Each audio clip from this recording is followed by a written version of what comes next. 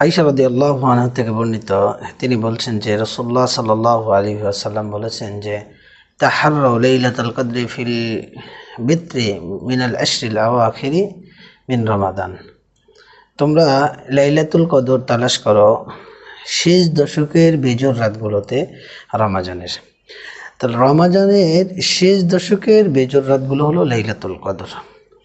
আমরা লাইলাতুল কদর 27 রজনীকে নির্ধারণ করে নিয়েছি, কিন্তু রাসূলুল্লাহ সাল্লাল্লাহু আলাইহি সাল্লামের এই হাদিস থেকে যেটা প্রমাণ হচ্ছে বা প্রমাণিত, সেটা হলো বেজোর রাত শেষ দশকের 21, 23, 25, 27 ও 29 যদি 30টা রমাজান হয়।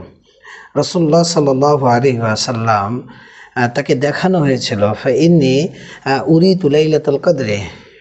আল্লাহ রাসূল সাল্লাল্লাহু আলাইহি সাল্লাম বলছেন যে আমাকে লাইলাতুল কদর দেখানো হয়েছিল, কিন্তু সেটা তাকে ভুলিয়ে দেওয়া হয়েছে। আল্লাহ রাসূল ভুলে গিয়েছেন। এটা হাদিসটা আসছে বুখারীর 813 নম্বর হাদিস। তো আমরা শেষ দশকে লাইলাতুল কদর তালাশ করব বেজোর রাতগুলোতে। আর এই লাইলাতুল কদরের বিশেষ কিছু আলামত রয়েছে, যেমন এটা পরের দিন বোঝা যাবে, পরের দিন সকালটা হবে, আলোটা হবে কিরণবিহীন, এরপরে রাতটি গভীর অন্ধকার হবে না, নাতিশীতোষ্ণ ভাব হবে, এরপরে মৃদুমন্দ বাতাস হতে পারে, বৃষ্টির ভাব হতে পারে। রাসূলুল্লাহ সাল্লাল্লাহু আলাইহি ওয়াসাল্লাম বলছেন যে আমি নিজেকে দেখলাম যে কাদাযুক্ত মাটিতে তিনি সিজদা করছিলেন।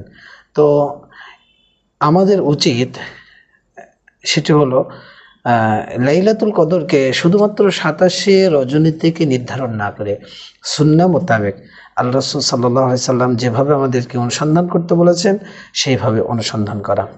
কারণ রাতটি খুবই গুরুত্বপূর্ণ। নির্ধারিত একটি রাতকে নির্ধারণ করে শুধু ইবাদতে ব্যস্ত থাকলে সুন্নাহ তরিকা বা লাইলাতুল কদর ইবাদত বন্দিগিতে লিপ্ত হওয়ার যে আমরা সাধনা চিন্তা করছি সেটা সম্ভব না।